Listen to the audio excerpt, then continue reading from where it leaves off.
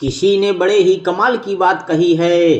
तेज स्वर में की गई प्रार्थना ईश्वर तक पहुंचे ये आवश्यक नहीं, लेकिन सच्चे मन से की गई प्रार्थना जो भले ही मौन रहकर की गई हो वह ईश्वर तक जरूर पहुंचती है। जी हाँ दोस्तों, मैं लेकर आया हूँ भगवान के करिश्मे पर एक जबरदस्त मोटिवेशनल स्टोरी, जिसको सुनकर आप ईश्वर के प्रति कृतज्ञ हो जाएंगे। तो ध्यान पूर्वक सुनिएगा। एक व्यक्ति तेजी से अपनी कार से उतरा और हवाई अड्डे की ओर भागा। विमान उड़ान भरने के लिए तैयार था और उसे एक महत्वपूर्ण कार्यक्रम में समय पर पहुंचना था, जो विशेष रूप से उसी के लिए आयोजित किया गया था। वह अपनी सीट पर बैठा और विमान ने उड़ान भरी। कुछ ही देर बाद पायलट ने घोषणा की, मौसम की खराबी और बिजली की कड़कड़ाहट के कारण हमारे विमान का रेडियो सिस्टम ठीक से काम नहीं कर रहा है, इसलिए हमें पास के एक हवाई अड्डे पर उतरना होगा। विमान उतरा तो वह व्यक्ति बाहर निकलकर पायलट से शिकायत करने लगा, मेरा एक एक मिनट कीमती है और मुझे उस कार्यक्रम में पहुंचना बहुत जरूरी है।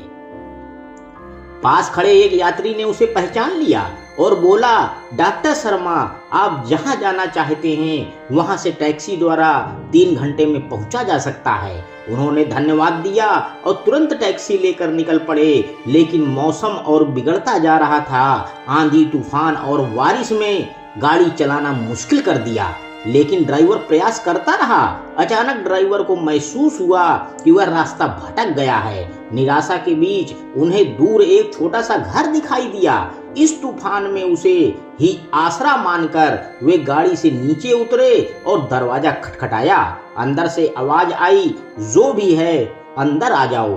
दरवाजा खुला है। अंदर एक बुजुर्ग महिला आसन पर बैठी धार्मिक पुस्तक पढ़ रही थी।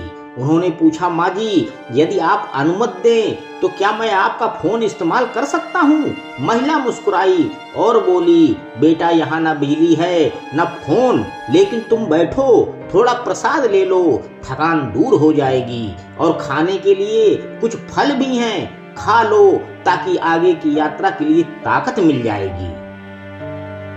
उन्होंने धन्यवाद दिया और प्रसाद लिया। महिला फिर अपने पाठ में लीन हो गई। उनकी नजर कमरे में पड़े एक छोटे बच्चे पर गई जो कंबल में लिपटा हुआ था।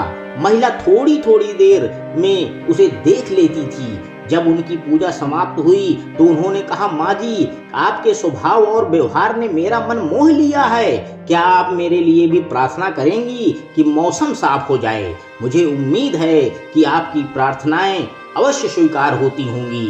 महिला बोली, बेटा, ऐसी कोई बात नहीं, तुम मेरे अतिथि हो और अतिथि की सेवा करना हमारा कर्तव्य है। मैंने तुम्हारे लिए भी प्रार्थना की है। ईश्वर की कृपा से उसने मेरी हर प्रार्थना सुनी है। बस एक प्रार्थना और है जो शायद वह जब चाहेगा स्वीकार कर लेगा। कौन सी प्रार्थना माँ जी? उन्होंने पूछा। महिला ने कहा, यह जो 2 साल का बच्चा तुम्हारे सामने लेटा है मेरा पोता है। ना इसकी माँ जीवित है ना पिता। इस बुजुर्गी में इसकी जिम्मेदारी मुझ पर है। डॉक्टर कहते हैं कि इसे एक गंभीर बीमारी है जिसका वे इलाज नहीं कर सकते। कहते हैं कि एक ही प्रसिद्ध डॉक्टर है। क्या नाम है बताया था उनका? हाँ, डॉक्टर शर्मा। वही इसका ऑपरेशन कर सकते हैं, लेकिन मैं एक बूढ़ी औरत उस डॉक्टर तक कैसे पहुंच सकती हूँ और ले भी जाऊं तो पता नहीं वे देखने को राजी होंगे या नहीं। बस अब ईश्वर से यही प्रार्थना कर रही थी कि वह मेरी समस्या आसान कर दे। यह सुनकर व्यक्ति की आंखों में आंसू आ गए। वह भर्राई हुई आवाज में बोला, माँ जी, आपकी प्रार्थना ने विमान को नीचे उतरवा दिया, आसमान में बिजली चमकवा दी, मुझे रास्ता भुला दिया ताकि मैं यहाँ तक आ सकूं। हे भगवान, मुझे विश्वास नहीं हो रहा है कि एक प्रार्थना स्वीकार करके ईश्वर अपने भक्तों की इस तरह सहायता कर सकता है। दोस्तों, इस छोटी सी कहानी से हमें सीख क्या मिलती है? परमात्मा सर्वशक्तिमान है। यदि हम सच्चे दिल से प्रार्थना करें तो वह हमारे लिए असंभव को भी संभव बना सकता है। जहां हम असहाय हो जाते हैं वहां से उसकी कृपा शुरू होती है। अंत में दोस्तों, बस मैं यही कहना चाहता हूँ कि अपने बुरे समय में भगवान और समय दोनों पर विश्वास रखें, क्योंकि समय कोयले को भी हीरा बना देता है और भगवान रंग